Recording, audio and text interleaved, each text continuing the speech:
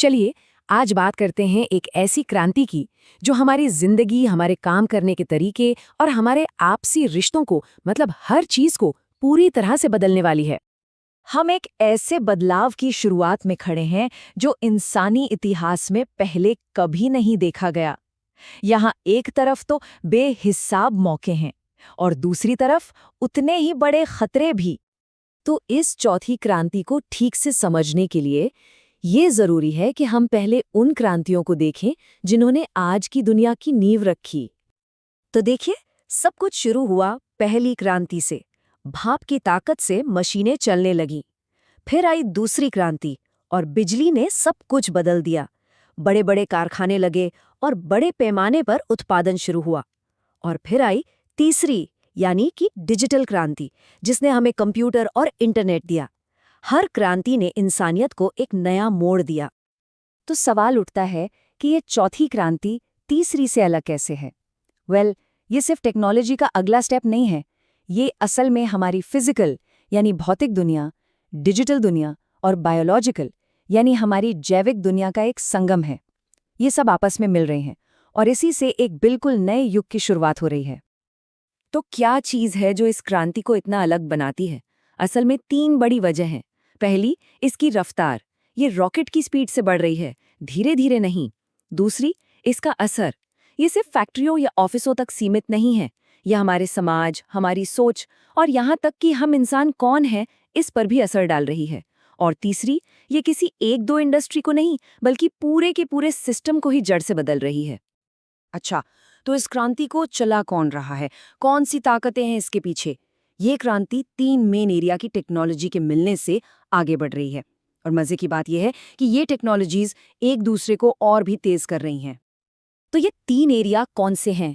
पहला है फिजिकल, मतलब हमारी असली दुनिया की टेक्नोलॉजी, जैसे खुद चलने वाली गाड़ियां और 3D प्रिंटिंग।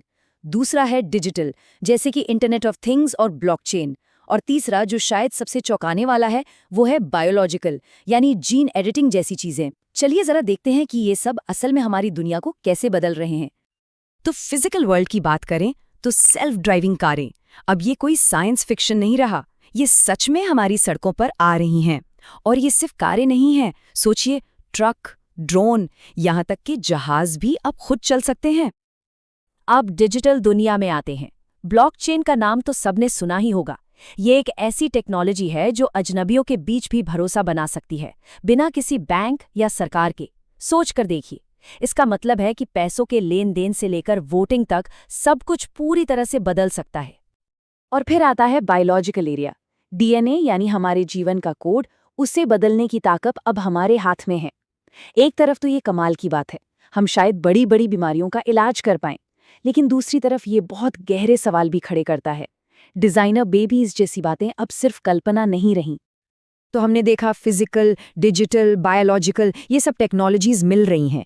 तो अब सबसे बड़ा सवाल ये है कि इसका हमारी अर्थव्यवस्था पर, हमारी नौकरियों पर क्या असर पड़ रहा है। और सच तो ये है कि इसका असर हम सब पर पड़ रहा है।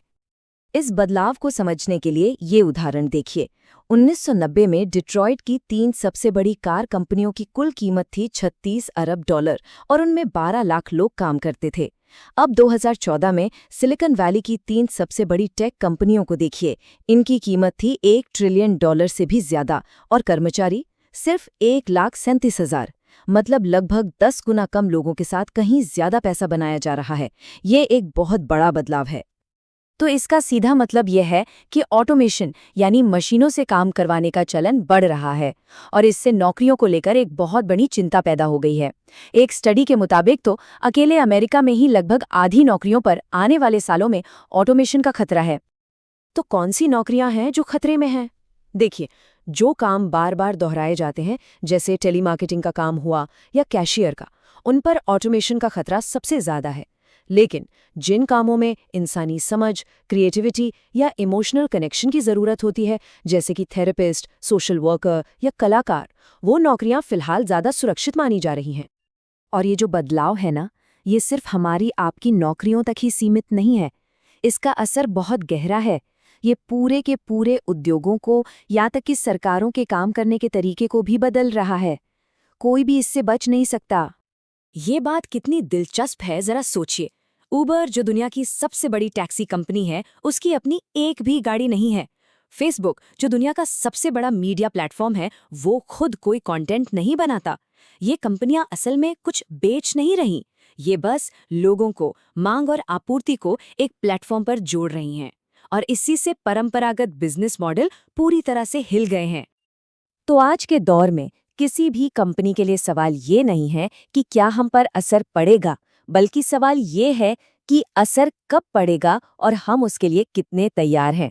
उन्हें ग्राहकों की नई उम्मीदों को समझना होगा, अपने प्रोडक्ट्स को डेटा से बेहतर बनाना होगा और काम करने के नए डिजिटल तरीके अपनाने होंगे। और सिर्फ कंपनियां ही नहीं, सरकारों को भी बदलना पड़ रहा है। वो पुराने, धीरे धीरे काम करने वाले नियम अब नहीं चलेंगे। उन्हें भी फुर्तीला बनना होगा, ताकि नई टेक्नोलॉजी को बढ़ावा भी मिले और उसके खतरों से भी निपटा जा सके। इसके लिए नागरिकों और प्राइवेट सेक्टर के साथ मिलकर काम करना बहुत जरूरी हो गया है। तो इतनी सारी बातें करने के बाद अब सबसे जरूरी सवाल पर आते हैं, हमारा भविष्य आखिर होगा कैसा? और यहाँ एक अच्छी खबर है, वो ये कि भविष्य पहले से लिखा हुआ नहीं है। इसे बनाने की, इसे एक दिशा देने की ताकत हमारे ही हाथों में है। ये सोचना गलत है कि टेक्नोलॉजी एक ऐसी बाहरी ताकत है जिस पर हमारा कोई कंट्रोल नहीं। ऐसा नहीं है कि हमें इसे या तो पूरी तरह अपनाना होगा या पूरी तरह नकारना होगा। नहीं, असली ताकत इस बात में है कि हम ये तय करें कि इस टेक्नोलॉजी का इस्तेमाल कैसे करना है। हमारा काम ये है कि हम इस चौथी औद्योगिक क्रांति को एक ऐसी दिशा दें जो इंसानों को मजबूत बनाए, जो इंसानियत को केंद्र में रखें, न कि ऐसी दिशा जो हमें बांटे या हमारी इंसानियत ही छीन ले, क्योंकि इसका असर पूरी दुनिया पर पड़ रहा है, इसलिए ये हम सबकी जिम्मेदारी है। आखिर में ये क्रांति सिर्फ टेक्नोलॉजी के बारे में नहीं है, ये हमारे बारे में है। ये हमारी पसंद का एक आईना है। तो सवाल हम सबके लिए है, हम ये कैसे पक्का करेंगे कि ये क्रांति दुनिया को सभी के लिए एक बेहतर जगह बनाए। ये हमें सोचने का एक मौका देती है कि हम कौन हैं और हम मिलकर कैसे दुनिया बनाना चाहते हैं। चुनाव हमारा है।